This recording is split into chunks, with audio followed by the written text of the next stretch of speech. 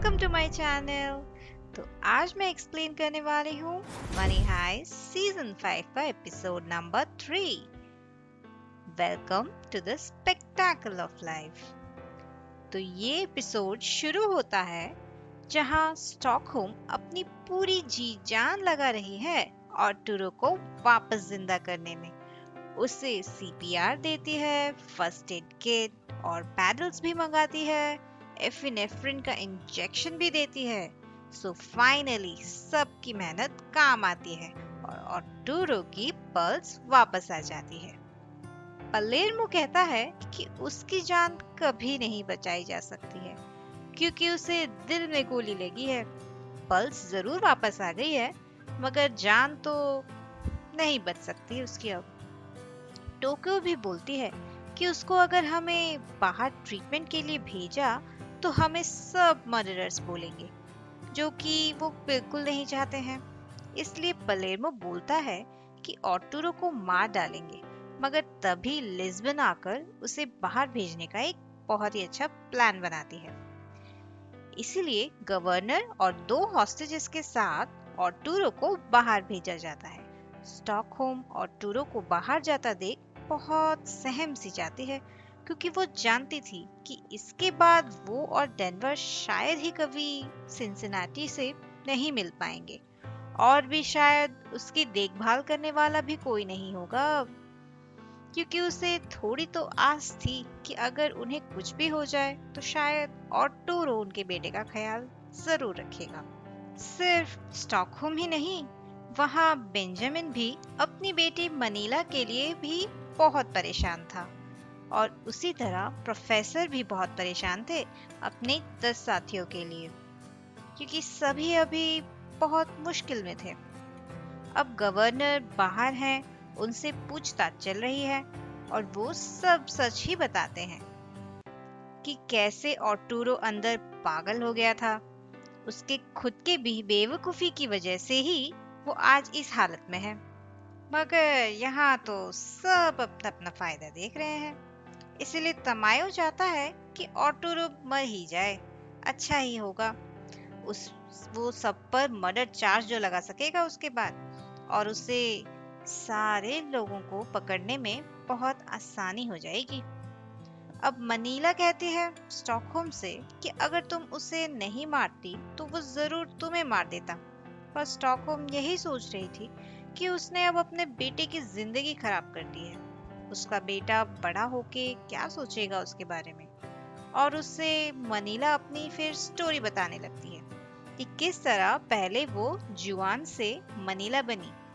उसके लिए भी ये सब बहुत मुश्किल था क्योंकि 90s में ट्रांस लोगों को कोई पसंद नहीं करता था।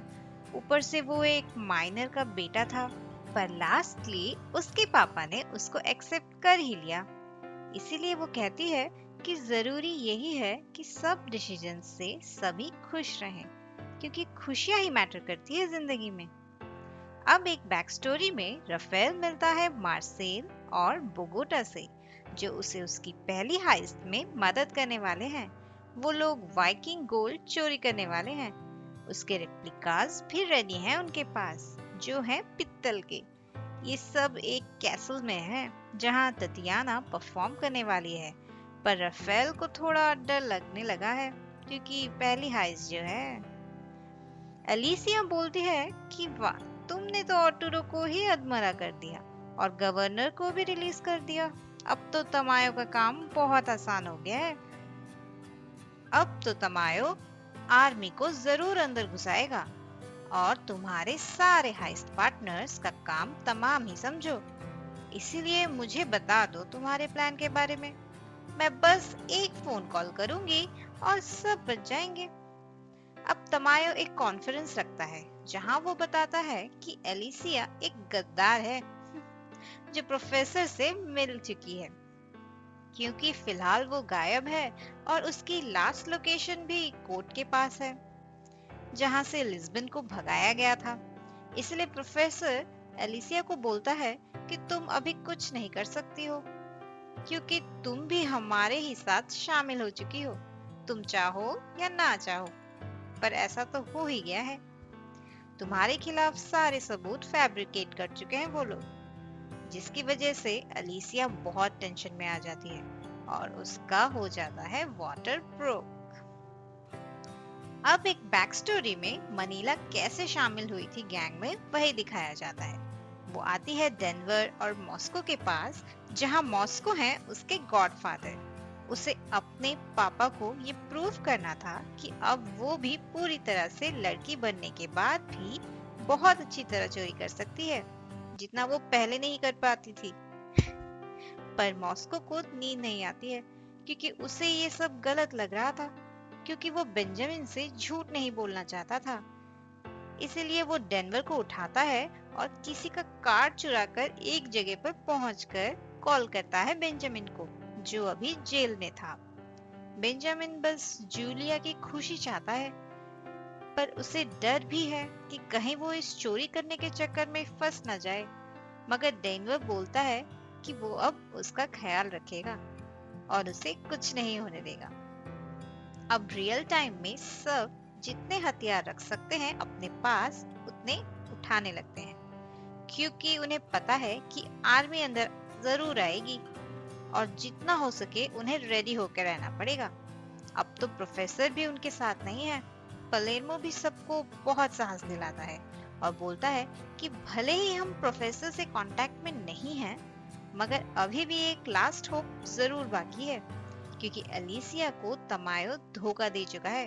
तो इतना तो वो समझ ही गई होगी कि प्रोफेसर उसका रियल दुश्मन नहीं है। तो अभी भी खेल हमारे ही हाथ में है और हम जरूर वॉल्ट का पूरा सोना पिघलाकर बाहर निकल ही जाएंगे। अब दूसरी ओर अलीसिया को कॉन्ट्रैक्शन स्टार्ट हो जाते हैं, जिसमें प्रोफेसर उसे सही तरह से पुश करने को बोलते हैं, तो वो उल्टा उनको ही गुस्सा करने लगती है कि प्रोफेसर क्यों उसके पीछे पड़े हैं। तो प्रोफेसर बोलते हैं कि वो उसका हाथ खोल दे तो उसे बहुत मदद मिल जाएगी, क्योंकि हॉस्पिटल तो वो जा नहीं सकती है और खुद वो डिलीवरी नहीं कर पाएगी। पर कहाँ अलीसिया सुनने वाली है किसी की बात। इतना समझाने के बाद भी वो नहीं सुनती है और अपने फोन कैमरा लेकर अपने आप ही पुश करने लगती है। वहां पलेर्मो सबको प्लान समझाता है कि किस तरह वो लोग ग्रेनेड और गोलियां बरसाकर आर्मी का सामना कर सकते हैं। सारे रूम्स में सब डिवाइड हो जाएंगे और इसलिए एक रूम में बहुत ज्यादा खतरा होगा, जिसके लिए वो उन्हें हाथ खड़ा करने के लिए बोलता है। तो रियो, डेनवर और मनीला हाथ उठाते हैं और उस रूम में जाने के लिए तैयार हो जाते हैं।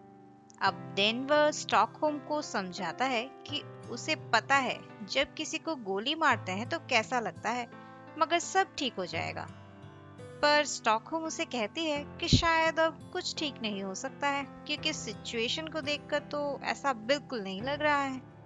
और यहाँ रियो और टोक्यो भी एक दूसरे के गले लग जाते हैं कि पता नहीं फिर दोबारा ये मौका मिले ना मिले। यहाँ आर्मी के लोग गांडिया की मदद से प्लान बनाते हैं बाहर कि वो रूफटॉप में जाकर उसे उड़ाएंगे, पहले बॉम्ब लगाकर, फिर सीधा डाइनिंग हॉल में घुसकर अंदर से हमला करेंगे। मगर एंजल बहुत गुस्से में है, क्योंकि इन सब चीजों में बेचारी एलिसिया को बेवजह फंसाया गया है और उसे बेवजह कुछ भी करना पसंद नहीं है। और आर्मी अब पूरी फोर्स से घुस रही है बैंक के अंदर, जहां सब अपनी अपनी पोजीशंस ले लेते हैं और सोना पिघलाना भी जारी है। चाहे बाहर जो भी हो जाए, सोना तो लेके ही रहेंगे ये लोग। मगर बाहर वो लोग ब्लाइंड स्पॉट में हैं, इसलिए अब अंदर से सब ये जान जाते हैं कि ये लोग ऊपर से ही आएंगे, क्योंकि ब्लाइंड स्पॉट से हैं तो एक ही रास्ता बचता है अब तो सब अपनी पोजीशंस फिर से चेंज करने लगते हैं और आर्मी ऊपर पहुंचती है। हेलसिंकी दीवार बनाने लगता है। टोक्यो, डेनवर, मनीला रूफ की तरफ भागते हैं। वहां एलिसिया का बच्चा ब्रीच पोजीशन में है और इसी वजह से उसकी नॉर्मल डिलीवरी तो नहीं हो सकती है, इसीलिए वो फाइनली प्रोफेसर के हाथ खोल ही देती है। प्रोफेसर बहुत मुश्किल से उसके बेबी को डिलीवर कर ही देते हैं, मगर बेबी के पैदा होते ही न्यूज़ में दिखता है कि आर्मी ने बॉम्ब ब्लास्ट कर दिया है बैंक में। तो एपिसोड 3 हमें बहुत सारे इमोशंस दिखाता है जिंदगी के। कहीं किसी की जान बचाई जा रही है, तो कहीं किसी को न्यू लाइफ मिल रही है। इसीलिए इस एपिसोड का नाम welcome to the spectacle of life है। तो यहीं खत्म होती है ये वाला एपिसोड। अब 4th एपिसोड का एक्सप्लेनेशन जरूर सुनिएगा इसके बाद। तो अगर आपको मेरा एक्सप्लेनेशन अच्छा लगा तो प्लीज मेरे चैनल को सब्सक्राइब कर दो यार, ये बिल्कुल फ्री है। तो मिलती हूँ आपसे नेक्स्ट वीडियो में। Till then bye bye.